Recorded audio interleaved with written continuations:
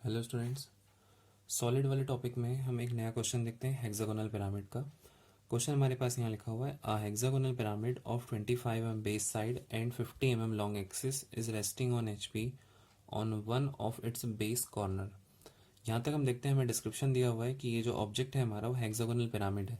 मतलब अगर ये हम पिरामिड की बात करें तो इसमें जो बेस होगा वो होगा हेक्सागोन, और एक्सिस की लेंथ हमें दी हुई है 50 mm लॉन्ग। मतलब इसकी हाइट टोटल होगी हमारे पास 50 mm long. Resting on H P, ये हॉरिजॉन्टल प्लेन में रेस्ट कर रहा है। On one of its base corner, इस ऑब्जेक्ट का बेस का एक कॉर्नर एच पी में दिया हुआ है। पिछले क्वेश्चन में हमने देखा था बेस की एक साइड एच पी में दी हुई थी, इस तरह से बेस की एक साइड हॉरिजॉन्टल प्लेन में थी, लेकिन अभी इस क्वेश्चन में कहा है कि बेस का एक कॉर्नर एच पी में। इस तरह से हम देखेंगे बेस का एक कॉर्नर एच पी में होगा। तो resting on H P on one of its base corner. आगे देखते हैं द स्लैंट साइड। अब स्लैंट साइड क्या होती है? ये जो साइड्स हैं, ये तिरछी जो साइड बनी हुई है, ये साइड्स कहलाती हैं स्लैंट साइड। पिरामिड में जितनी भी साइड्स रियल साइड्स होती हैं, बेस के अलावा जितनी भी रियल साइड्स होती हैं जो बेस के कॉर्नर से अपेक्स को ज्वाइन करती है, स्लैंट साइड कहलाती है। तो the slant side containing that corner, कौन सा कॉर्नर? जो कि हॉरिजॉन्टल प्लेन में है। मतलब एच पी में जो कॉर्नर है उसको कंटेनिंग करने वाली है, उसके साथ वाली साइड की बात करें, स्लैंट साइड की बात करें। The slant side containing that corner is 60 degree incline to H P. यहाँ तक समझते हैं कि जो कॉर्नर बेस का यहाँ पर हॉरिजॉन्टल प्लेन में है, उसके साथ में जो एक स्लैंट साइड है, ये स्लैंट साइड हॉरिजॉन्टल प्लेन से इस तरह, ये जो इंक्लाइनेशन है ये 60 डिग्री दिया हुआ है। आगे लिखा हुआ है its axis is incline 45 degree to VP. इसका जो एक्सिस होगा वो वर्टिकल प्लेन से इंक्लाइंड है 45 डिग्री। आगे हम इस क्वेश्चन को सॉल्व करने की कोशिश करेंगे। क्वेश्चन को सॉल्व करने के लिए हम देखते हैं, हमने सेकंड लेक्चर में पढ़ा था कि सबसे पहले हम चेक करेंगे कि ऑब्जेक्ट किस प्लेन से टच कर रहा है। तो क्वेश्चन पढ़ के समझ में आ रहा है, रेस्टिंग ऑन एचपी है, बेस का एक कॉर्नर एचपी में है, मतलब ऑब्जेक्ट जो है वो एचपी को टच कर रहा है। तो हम इसको सेकंड हमने पढ़ा था कि जिस ऑब्जेक्ट से टच कर रहा होता है उसी में स्टैंडिंग ऑन दैट प्लेन हम एज्यूम करते हैं। तो इसको हम मानेंगे स्टैंडिंग ऑन एचपी। सपोज कि स्टैंडिंग ऑन एचपी इस तरह से रखा हुआ है, जब आप ऊपर से देखोगे टॉप से तो आपको यहाँ पर एक हेक्सागोन बेस दिखाई देगा। हेक्सागोन हेक्सागोन इसलिए दिखाई देगा क्योंकि हेक्सागोनल पिरामिड है। तो आपने इसे स्टैंडिंग ऑन एचपी माना है। स्टैंडिंग ऑन एचपी माना है तो टॉप व्यू पहले बनाएंगे। जिस प्लेन में रखा होता है, जिस प्लेन में स्टैंडिंग मानते हैं, उस प्लेन में बनने वाला व्यू हम पहले ड्रॉ करते हैं। तो स्टैंडिंग ऑन एचपी है इसलिए टॉप व्यू पहले बनाएंगे। अब हम टॉप व्यू बनाएंगे तो टॉप व्यू बनाने के लिए रेफरेंस लाइन हमने बनाया, एक प्रोजेक्टर बनाया। प्रोजेक्टर बनाने के बाद में इसमें हम देखते हैं सर्कल मेथड से बनाएंगे बेस इसका हेक्सागोन। तो हेक्सागोन बनाने के लिए सबसे पहले हेक्सागोन की जितनी साइड दी हुई है, हमें यहाँ पर साइड हमें 25 mm दिया हुआ था बेस की साइड, तो 25 mm स्केल में सेट करेंगे। स्केल की मदद से कंपास में 25 mm हम डिस्टेंस सेट करेंगे, और ये 25 mm डिस्टेंस लेकर इस प्रोजेक्टर में कहीं पर भी एक पॉइंट ले लेंगे और वो पॉइंट लेकर एक सर्कल ड्रॉ कर देंगे। ये सर्कल हम लोग 3H पेंसिल की मदद से बनाएंगे थिन लाइन से। इस सर्कल का यहाँ पे सिर्फ और सिर्फ काम है हेक्सागोन बनाना, इसके अलावा और कोई काम नहीं है। तो हेक्सागोन बनाने के लिए हमने एक सर्कल ड्रॉ किया। सर्कल का रेडियस हमने कितना रखा था? जितना बेस की एक साइड दी हुई थी, 25 mm। अब हमें यहाँ पे लास्ट प्रोजेक्टर में एक कॉर्नर चाहिए। जब आप टॉप व्यू बनाएंगे तो टॉप व्यू बनाते समय ध्यान रखेंगे कि क्वेश्चन में उस ऑब्जेक्ट की वो कौन सी चीज़ है जो कि हॉरिजॉन्टल प्लेन में है, वो हम लास्ट प्रोजेक्टर में बनाते हैं। तो हम यहाँ देखते हैं क्वेश्चन में लिखा हुआ है resting on H P on one of its base corner. Base का एक कॉर्नर एच पी में है, मतलब हमें यहाँ पर जो लास्ट प्रोजेक्टर आएगा वहाँ पर एक कॉर्नर चाहिए होगा। अब अगर हमें इस तरफ एक कॉर्नर चाहिए तो हमें यहाँ पे सबसे पहले हम रेफरेंस लाइन के पैरेलल इसका डायमीटर बनाएंगे। जो सर्कल हमने लिया था उस सर्कल का सेंटर यहाँ पर है, तो हम एक इस तरह से हॉरिजॉन्टल डायमीटर बना देते हैं। ये हमने डायमीटर ले लिया। रेडियस इतना था हमारे पास, कंपास में इतना रेडियस लेके हमने सर्कल को ड्रॉ किया था। अभी हम यही सेम रेडियस लेकर यहाँ इस पॉइंट पर रखेंगे, डायमीटर के इस पॉइंट पर रखेंगे, और इसको दो जगह ऊपर और नीचे इस तरह से कट कर देंगे। वापस वही रेडियस लेंगे जो इतना है, मतलब ये रेडियस। अब डायमीटर के इस वाले पॉइंट पर रखकर ऊपर और नीचे इस तरह से कट कर देंगे। इनको कट करने के बाद ये जितने भी पॉइंट्स हमें मिले, इन पॉइंट को हम लोग मिला देंगे, इस तरह से मिला देंगे।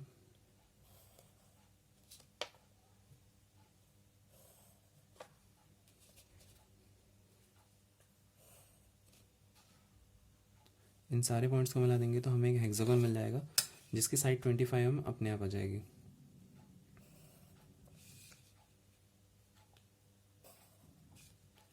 ये हेक्सागन बन गया।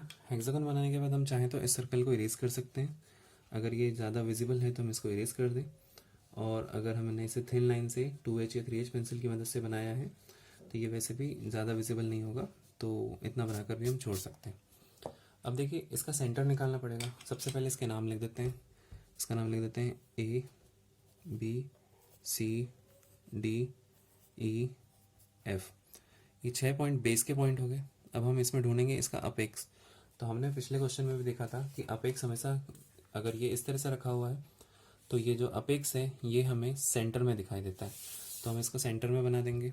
यहाँ पर जो सर्कल का सेंटर होगा वही इस हेक्सागन का भी सेंटर होगा। तो हम इसका यहाँ पर नाम लिख देते हैं पी हो जाएगा हमारा अपेक्स, मतलब इसमें ये जो ऊपर वाला पॉइंट है ये हो जाएगा अपेक्स। अब बेस का, इसके बेस का एक सेंटर भी चाहिए होगा, तो बेस का सेंटर भी हमें यहीं मिलेगा, इसी के नीचे मिलेगा। तो हम उसका नाम लिख देते हैं ओ। उसको ब्रैकेट में लिख दिया। ब्रैकेट मतलब ये बेस का सेंटर है। बेस क्या है? ABCDEF, इसका सेंटर है ओ, और पी है अपेक्स। अब अपेक्स को, इसको जब हम ऊपर से देखते हैं तो हम देख रहे हैं कि ABCD जितने भी बेस के पॉइंट्स हैं, बेस के जितने भी पॉइंट्स हैं वो सभी अपेक्स से जुड़े हुए हैं।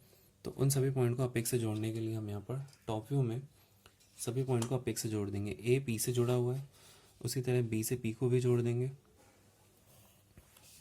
C से P को जोड़ देंगे, D से भी जोड़ देंगे, फिर E से जोड़ देंगे।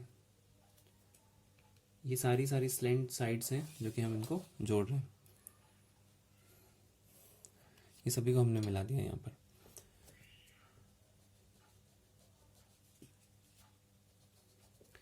अब सभी जितने भी पॉइंट्स हैं सारे मिल गए हैं। A से P, B से P, C से D, E और F से P को मिलाया, ये स्लैंट साइड हो गई, O बेस का सेंटर हो गया। अब इन सभी पॉइंट के प्रोजेक्टर्स हम ऊपर की तरफ ड्रॉ करेंगे। तो इनके प्रोजेक्टर्स ड्रॉ करेंगे। प्रोजेक्टर्स ड्राफ्टर की मदद से बनाएंगे या रोलर स्केल की मदद से बनाएंगे अगर हम, तो हम देखेंगे ये आपके रेफरेंस लाइन से परपेंडिकुलर होना चाहिए। रेफरेंस लाइन से परपेंडिकुलर लेकर हम यहाँ से इनको मिलाते हुए बना देंगे। ये A का प्रोजेक्टर हो जाएगा। ये B और F के प्रोजेक्टर बना चुके हैं हम। इसी तरह से C और E के प्रोजेक्टर्स बनेंगे। इसी तरह से लास्ट D के प्रोजेक्टर्स बनेंगे। अब देखिए बेस जो है, बेस हमें मिलेगा रेफरेंस लाइन में। बेस हर ऑब्जेक्ट में, हमने इसे HP में रखा है तो इसका बेस हमें मिलेगा रेफरेंस लाइन में, फ्रंट व्यू में। तो हम उसको बनाएंगे यहाँ पे। A यहाँ है तो यहाँ हो जाएगा A', B और F यहाँ है तो B', F'। वैसे ही C और E यहाँ है तो यहाँ पर हो जाएगा C', E'। D यहाँ है तो ये हो जाएगा D'। अब इस लाइन में क्या आएगा, इस प्रोजेक्टर में क्या आएगा? इस प्रोजेक्टर में ये बेस हम बना रहे हैं, बेस रेफरेंस लाइन में है तो बेस का सेंटर O का प्रोजेक्टर है ये, तो यहाँ पर आ जाएगा O'। इसके बाद में यहाँ पे बचा है P। तो P कहाँ पर है? P है अपेक्स। वो हमें यहाँ से कुछ हाइट पर मिलेगा, कितनी? एक्सिस की जितनी लेंथ दी हो। एक्सिस की लेंथ हमें दी है 50 mm लॉन्ग। हमें इस क्वेश्चन में एक्सिस की लेंथ दी हुआ है 50 mm लॉन्ग। तो यहाँ से O से P अपेक्स है, तो यहाँ O' से P' हमें मिलेगा 50 mm। तो 50 mm कंपास की मदद से या स्केल की मदद से हम लोग 50 mm यहाँ पर एक मार्क कर देंगे। ये हो जाएगा P' अपेक्स। अब सारे पॉइंट्स को हम जोड़ेंगे यहाँ पर। तो जब हम यहाँ पे सारे पॉइंट्स को जोड़ेंगे तो उससे पहले देखेंगे, जब भी हम फ्रंट व्यू बना रहे होते हैं तो हम यहाँ से देख रहे होते हैं, टॉप व्यू को नीचे से देख रहे होते हैं, तब ये फ्रंट व्यू बन रहा होता है। तो अब यहाँ से देखने पे B C, अगर हम इस तरफ कंसिडर करेंगे ऑब्जर्वर को तो A B C D ये सारे पॉइंट उसके लिए विजिबल होंगे। E और F को छोड़कर सारे पॉइंट विजिबल, मतलब इनसे जाने वाली जो भी लाइन्स होगी वो उसको रियल लाइन के फॉर्म में यहाँ पर बनाएंगे। तो A से P कनेक्ट कर देते हैं, B से P को कनेक्ट कर देंगे, फिर C से P को कनेक्ट कर देंगे। ये सारी स्लैंट साइड को हम मिला देंगे, मतलब बेस के जितने 6 पॉइंट्स हैं, हेक्सागोनल पिरामिड है, बेस में 6 पॉइंट्स हैं, इन सभी 6 पॉइंट को, 6 कॉर्नर्स को हम अपेक्स से मिला देंगे P से। अब ये मिलाने के बाद में A से P मिला दिया, B से, C से, D से, D के बाद E से भी मिलाया है। यहाँ से देखने पर E नहीं दिखाई दे रहा तो E से जाने वाली लाइन डैश लाइन बनेगी, वैसे ही F से जाने वाली लाइन डैश लाइन बनेगी, लेकिन उनके सामने B और C वाली लाइन है जो उनको ओवरलैप कर लेंगी। B और C यहाँ पे विजिबल है, तो B से जाने वाली लाइन और C से जाने वाली लाइन ये दोनों दिखाई देंगे। इनको हम बना दिया। इसको बनाने के बाद एक्सिस को हम चेन लाइन से बना देते हैं।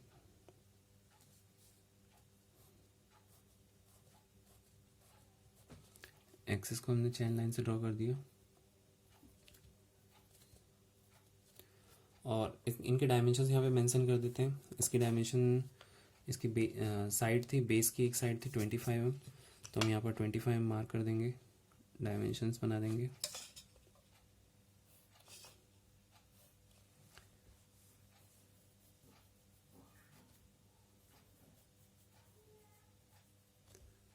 mm और इस तरह से इसकी हाइट भी मेंशन कर देंगे।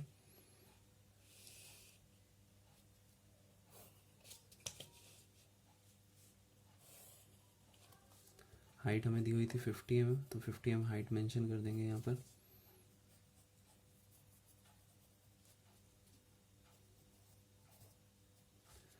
इसकी हाइट मेंशन कर दी। अब आते हैं सेकंड स्टेप की तरफ। तो हम वापस देखते हैं क्वेश्चन में।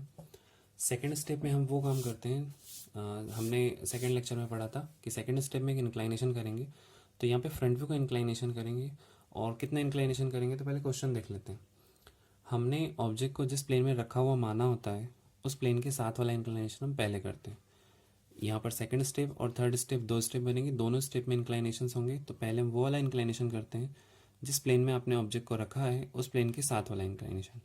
हमने इसे रखा है standing on H P, assume किया है स्टैंडिंग ऑन एच पी रखा, तो एच पी के साथ किस चीज़ का इंक्लाइनेशन दिया है वो हम ढूंढते हैं।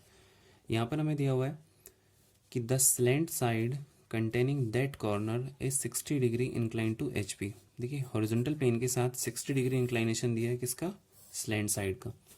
कौन सी वाली slant side, containing that corner. और ये किस कॉर्नर की बात कर रहा है, वो कॉर्नर, बेस का वो कॉर्नर जो कि एच पी में है।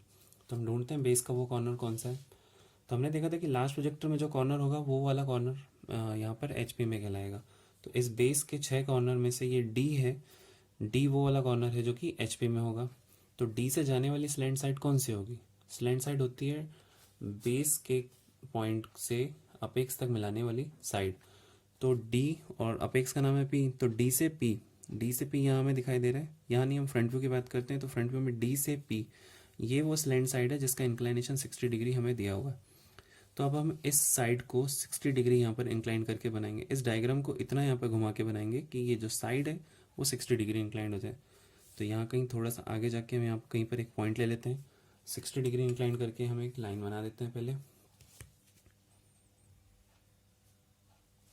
इस तरह 60 डिग्री मार्क करके यहाँ पर एक लाइन बना लेंगे।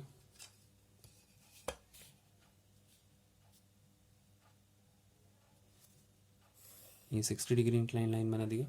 ये बनाने के बाद में डी को हम यहाँ पर बना देंगे डी डैश, ये हमारा 60 डिग्री है। और डी से जाने वाली जो स्लैंट साइड है उसको हम अब कंपास में मार्क करेंगे। कंपास में इतना डिस्टेंस ले लेते हैं, डी से पी तक का डिस्टेंस हमने ये मार्क कर लिया और यहाँ पर रखकर यहाँ से पी मार्क कर दिया, पी डैश। ये वाली साइड स्लैंट साइड हमने यहाँ पर बना दी। अब ये बनाने के बाद में इस डायग्राम को पूरा कॉपी करना है, तो डी और पी आपके पास यहाँ पर है। हम पी से ए तक का डिस्टेंस एक बार कंपास में सेट कर लेंगे। कंपास में इस तरह पी से ए तक का डिस्टेंस लिया और यहाँ पर पी पर रखकर इस तरह से एक बार आर्क लगा दिया। अब पी से ए तक का डिस्टेंस ले लिया, अब डी से ए तक का डिस्टेंस ले लेते हैं।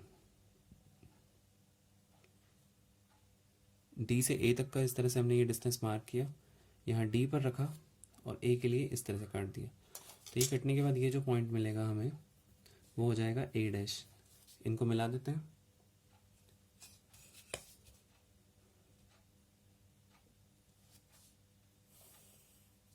यहाँ इस तरह मिला दिया और ए और पी को मिला दिया। इनको मिलाने के बाद जो एक्स्ट्रा चीज़ें हैं उनको मिटा इरेज कर देते हैं, जैसे कि ये एक्स्ट्रा ये लाइन है, ये आर का हम थोड़ा सा इरेज कर देते हैं। इस डायग्राम को सेम यहाँ पर कॉपी करना है तो कंपास की मदद से करेंगे। डी से ये सी तक का डिस्टेंस ले लेंगे, यहाँ रख के यहाँ पर एक पॉइंट मार्क कर देंगे, इसका नाम हो जाएगा सी डैश, ई डैश, यहाँ से यहाँ तक वाला। उसके बाद में हम फिर डी डैश से ओ डैश तक का डिस्टेंस ले लेंगे। डी डैश यहाँ रख के यहाँ पर मिल जाएगा ओ डैश, ओ डैश बना दिया। उसके बाद डी से एफ तक का डिस्टेंस ले लेंगे, ये डिस्टेंस ले लेंगे। यहाँ डी पर रखकर यहाँ पर मार्क कर देंगे, तो ये हो जाएगा बी डैश और एफ डैश। जैसा ये डायग्राम यहाँ पर बना है उसको एज इट इज़ यहाँ पर कॉपी कर देंगे।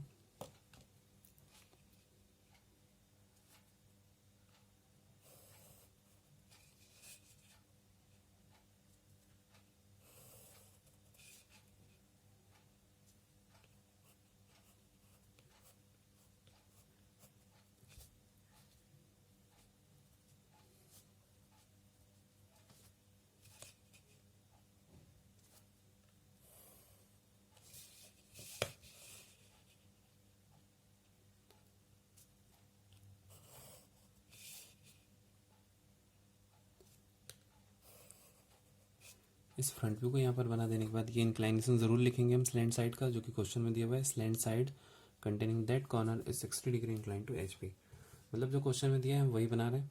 अब ये बनाने के बाद इसकी मदद से हम बनाएंगे यहाँ पर टॉप व्यू। तो टॉप व्यू बनाने के लिए इन सभी पॉइंट्स के प्रोजेक्टर बनाना ज़रूरी है और यहाँ से सभी के लोकस बनाना ज़रूरी है, तो वो हम बना देते हैं।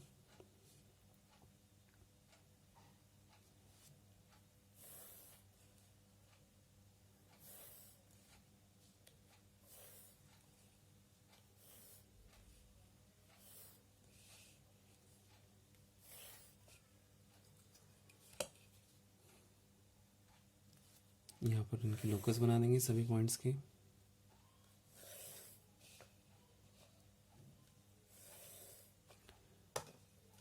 अब सारे कॉमन पॉइंट्स फाइंड आउट कर लेते हैं। कॉमन पॉइंट्स कैसे फाइंड आउट करेंगे? ए का लोकस ए डैश का प्रोजेक्टर यहाँ पर मिल जाएगा ए, बी और बी का लोकस यहाँ मिल जाएगा बी। इस तरह से सी और सी यहाँ सी, डी और डी यहाँ पर डी। ई का लोकस ई का प्रोजेक्टर ई, एफ का लोकस एफ का प्रोजेक्टर एफ, ओ का लोकस ओ का प्रोजेक्टर ओ और यहाँ पर पी। ये सारे पॉइंट्स मिल जाने के बाद यहाँ पर हम देखेंगे कि किसको कैसे मिलाना है।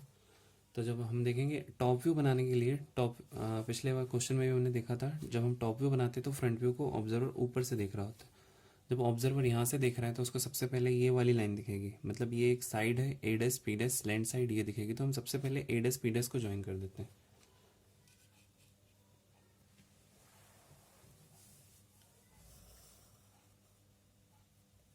ए डैश पी डैश को ज्वाइन कर दिया।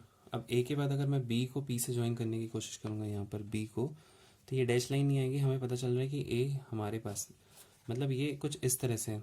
इसको ध्यान से देखेंगे कि अगर ये ए है, ए से जाने वाली लाइन हमें दिख रही है, तो इसके आजू बाजू वाली लाइन भी हमें दिखाई देंगी। इधर वाली ए के बाद बी और इधर जो भी ई एफ जो भी आएगा वो, ये सारी लाइन दिखाई देंगी यहाँ ऊपर से देखने पर। तो हम बी से जाने वाली लाइन जो होगी पी तक, उसको भी कंटिन्यूस लाइन से बनाएंगे। फिर सी से पी को जब मिलाने की कोशिश करेंगे तो ये बाहर की तरफ है और आउटलाइन हमेशा रेगुलर होती है। आउटलाइन कभी भी डैश नहीं हो सकती क्योंकि आउटलाइन हमेशा विजिबल होती है। तो हम इनको यहाँ से यहाँ तक मिला दिया। उसके बाद हम ई से पी को मिलाएंगे, ये आउटलाइन है बाहर की तरफ है, इसको मिला देते हैं।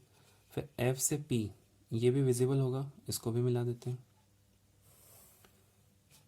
इसके बाद में सिर्फ डी से पी जो लाइन होगी, डी से पी ऊपर से ये नहीं दिखाई देगी, तो ये अगर नहीं दिखाई देती तो इसको मिलाने वाली लाइन डैश लाइन होगी। उसके ऊपर ए से पी वाली लाइन बनी होगी, इसलिए यहाँ डी से पी तक वाली डैश लाइन को ओवरलैप कर लिया है, तो ये नहीं दिखाई देगा। इसके बाद बेस को मिलाएंगे, तो बेस को मिलाने के लिए ए से बी मिलाया, बी से सी, सी से डी। अब ये अंदर की तरफ है तो ये डैश लाइन से मिलेगा, हिडन होगा।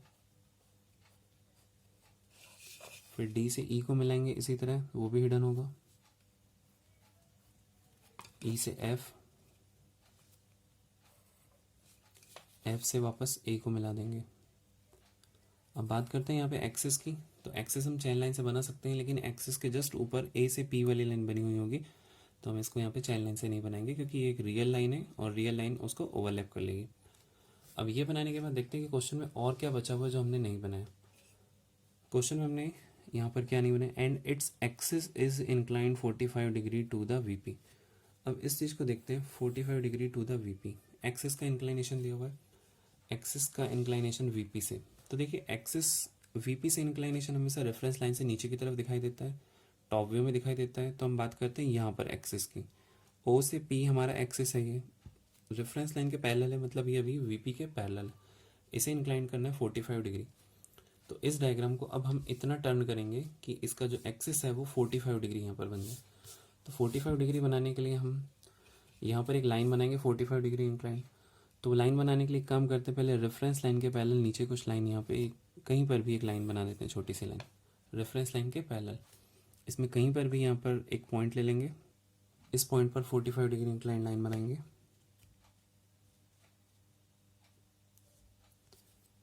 45 डिग्री इंक्लाइन लाइन ये बना दिया।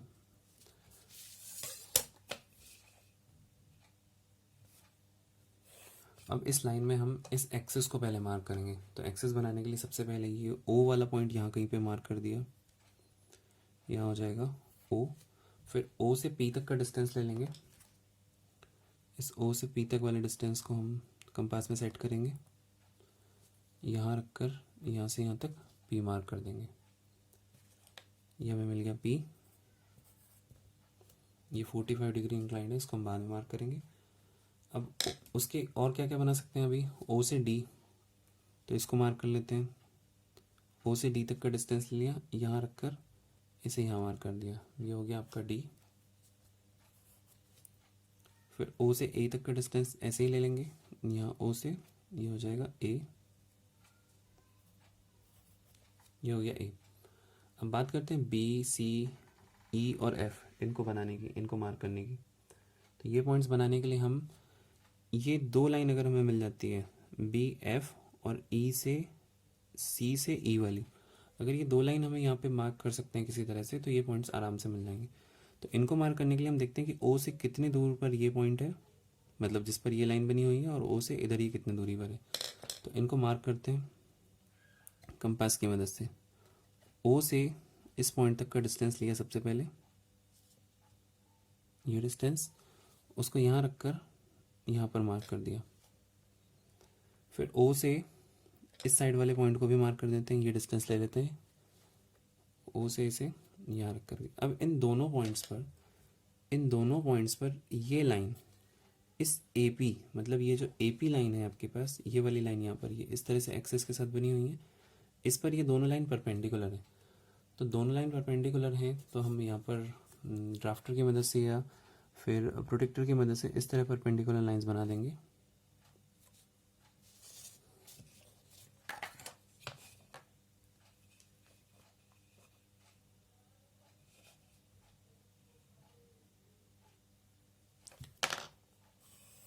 इस तरह से ये, और उसी के पैरेलल लाइन यहाँ से भी बन जाएगी।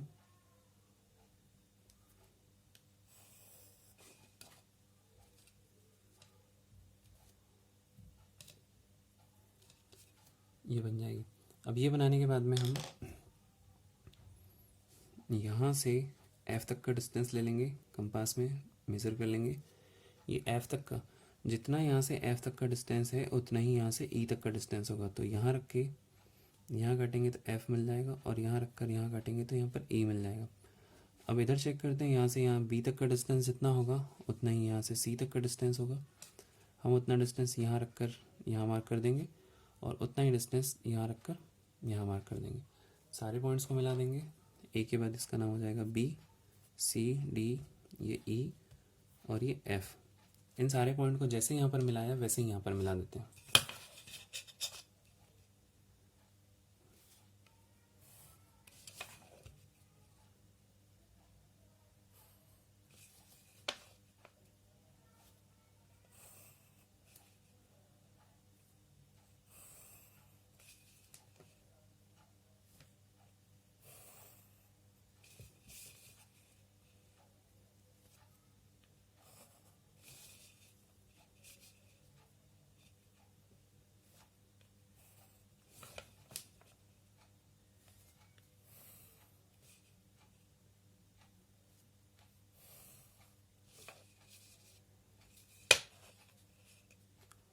इन सभी पॉइंट को ज्वाइन कर दिया।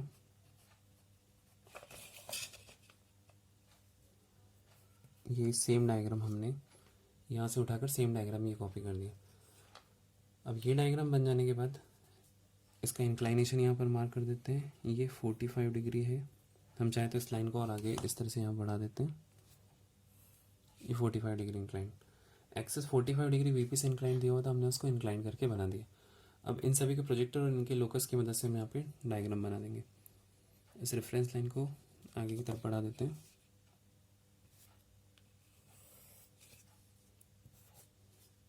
सभी के प्रोजेक्टर्स और लोकस बनाते हैं।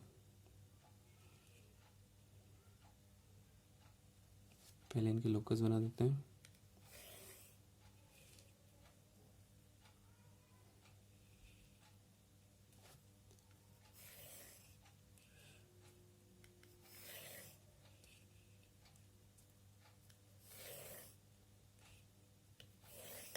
सभी पॉइंट्स के हमने लोकस बना दिया। अब यहाँ पर इस टॉप व्यू के सारे पॉइंट के प्रोजेक्टर्स ऊपर की तरफ बना देंगे।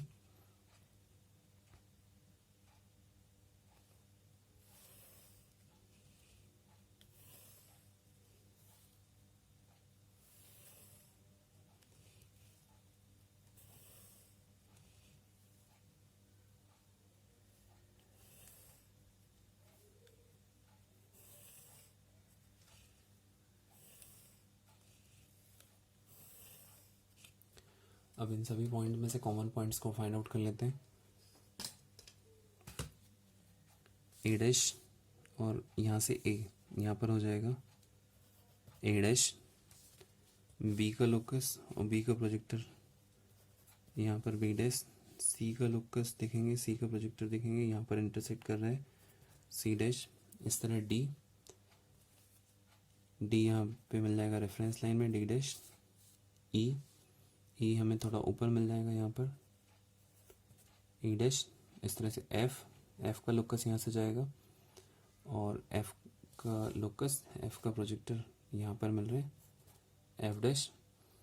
आगे और कौन सा पॉइंट है, A B C D E F, पूरे 6 पॉइंट मिल गए।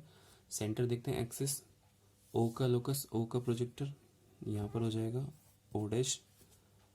पी का प्रोजेक्टर, पी का लोकस यहाँ हो जाएगा पी डैश। अब इन सारे पॉइंट्स को मिलाएंगे। इन सभी पॉइंट्स को मिलाने के लिए, अब क्योंकि ये फ्रंट व्यू है तो फ्रंट व्यू को मिलाने के लिए हम टॉप व्यू को यहाँ से देखेंगे, ऑब्जर्वर यहाँ से देख रहा होगा तब ये फ्रंट व्यू मिलेगा। तो यहाँ से देखने पे हम देख रहे हैं सबसे पहले हमारे पास है सी और पी, सी से पी। तो एक काम करते हैं, इनको मिलाने से पहले यहाँ पर बेस को हल्का हल्का मार्क कर लेते हैं, थिन लाइन से मार्क कर लेते हैं। उसके बाद हमें और अच्छे से इसका आइडिया लग जाएगा कि कौन विजिबल होगा और कौन विजिबल नहीं होगा। तो पूरे बेस को मैं धीरे धीरे ऐसे हल्की लाइन से, थिन लाइन से ऐसे मार्क कर लेता हूँ। A B C D E F सभी को इस तरह से मिला दिया।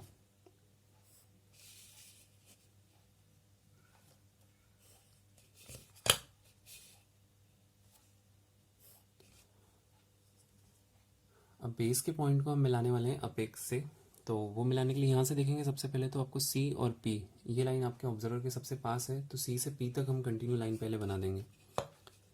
सी से पी इस तरह से इसको मिला दिया, इसको मिला दिया थिक लाइन से और कंटिन्यूस लाइन से, क्योंकि ये दिखाई देगा इसलिए। अब हमें इस पूरे जो फ्रंट व्यू बना रहे हैं, इस फ्रंट व्यू में बेस में ये पता है कि सी अगर हमारी तरफ होगा तो एफ ऑब्वियसली दूसरी तरफ होगा। सी हमारी तरफ है तो यहाँ से जाने वाले ये वाले पॉइंट्स रेगुलर आएंगे, इनको हम रेगुलर वैसे मिला देते हैं। बी से पी को अगर मिलाएंगे तो ये भी रेगुलर मिलेगा, ए से पी को मिलाएंगे तो ये भी रेगुलर मिलेगा। फिर एफ से पी को भी इसी तरह ज्वाइन कर देंगे।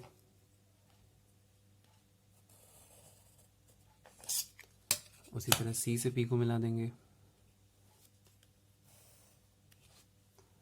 फिर एफ से अकेला एफ है पॉइंट, सी अगर हमारी तरफ है तो एफ हमसे दूसरी तरफ होगा, तो एफ से पी को मिलाएंगे, वो मिलेगा डैश लाइन से।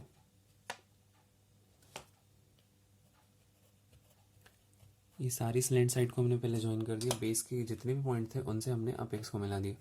अब बेस की साइड्स को मिलाना है तो हम देखेंगे कौन सी रियल लाइन होगी कौन सी नहीं। तो हमें पता है कि सी ऑब्जर्वर के सबसे पास में, यहाँ से देख रहे हैं तो सी ऑब्जर्वर के जस्ट पास में है, तो सी के आसपास वाली लाइन रेगुलर लाइन होगी, और वैसे भी ये आउटलाइन है तो ये रेगुलर लाइन होनी ही चाहिए। इनको हम इस तरह से रेगुलर लाइन से ज्वाइन करा देंगे।